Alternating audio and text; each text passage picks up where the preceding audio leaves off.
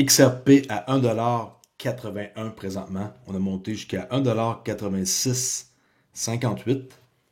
OK. Alors, journée vraiment intéressante aujourd'hui, vendredi. On commence une nouvelle journée. On va voir. Ça, c'est le prix maximum que ça atteint. 1,8658$. Prochain objectif pour XRP.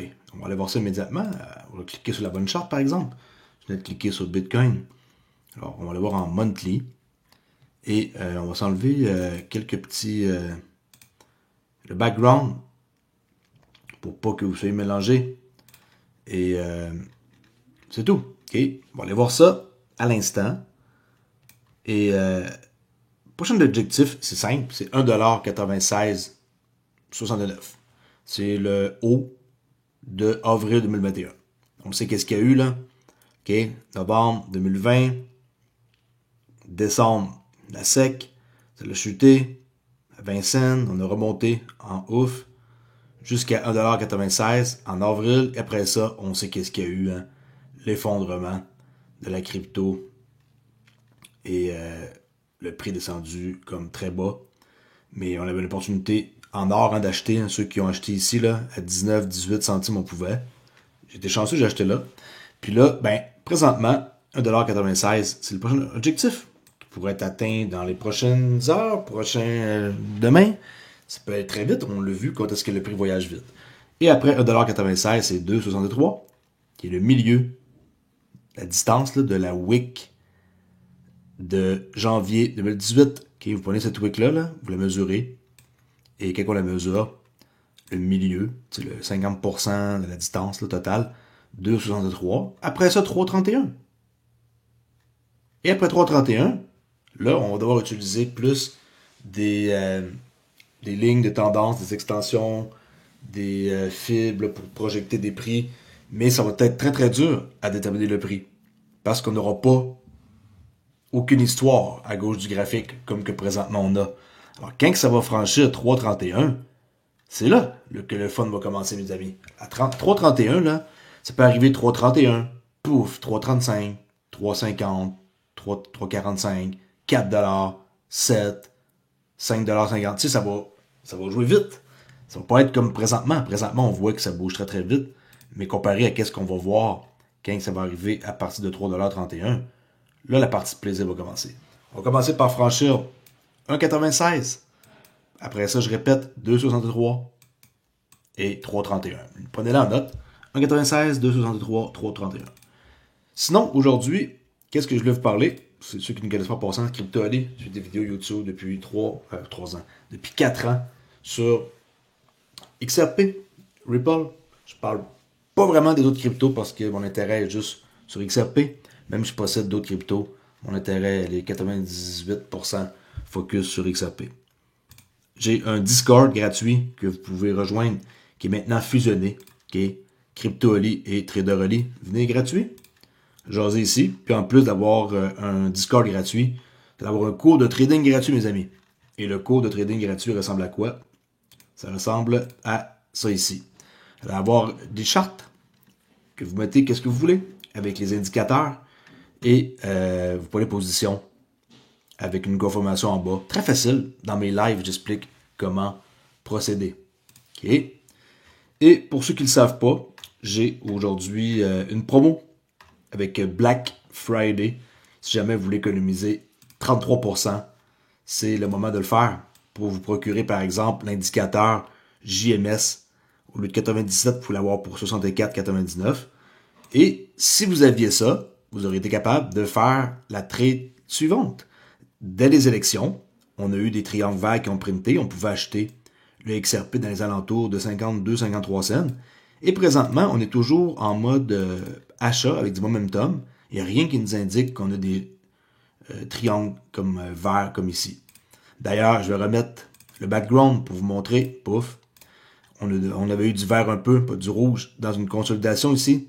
Tout le mois d'octobre au complet. OK, même avant ça.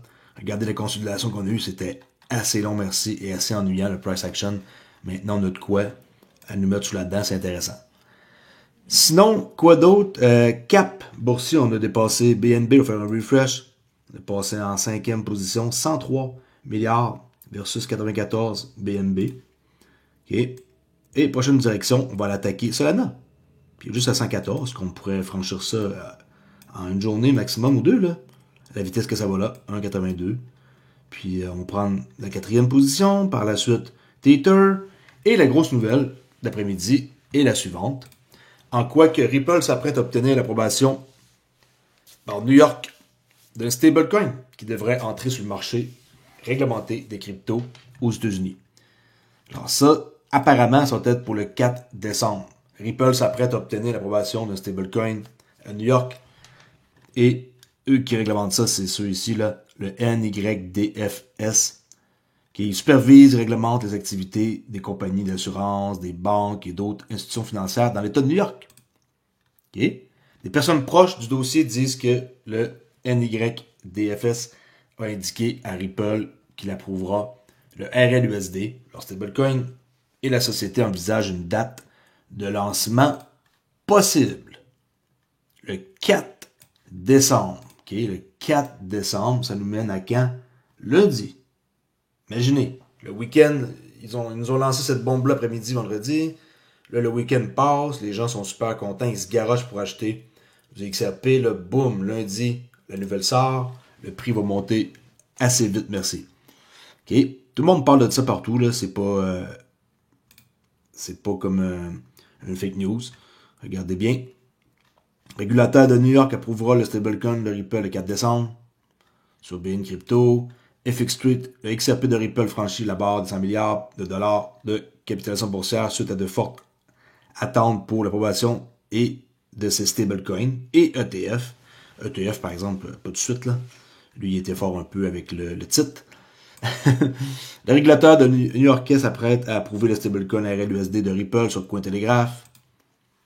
CoinGape, Ripple Lab envisage le lancement de RLUSD dans le cadre d'une approbation potentielle à New York. Quand c'est généralisé, c'est plus une fake news. Okay? Le stablecoin RLUSD de Ripple est sur le point d'être approuvé à New York avec un lancement prévu le 4 décembre.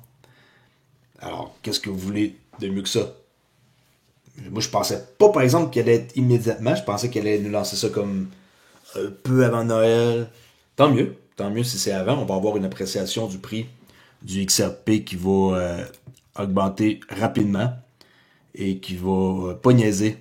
On le voit là, comment est-ce que le prix voyage vite. Regardez, 1,8125$. Puis je pourrais aller me faire un café, je reviens, puis il est à 1,83$. Là. Ça va super vite. Et, comme j'ai dit, au prix qu'il est là, si vous n'avez pas, attendre un pullback. Ouais, peut-être un peu, mais peut-être en acheter un peu, ça serait pas bête.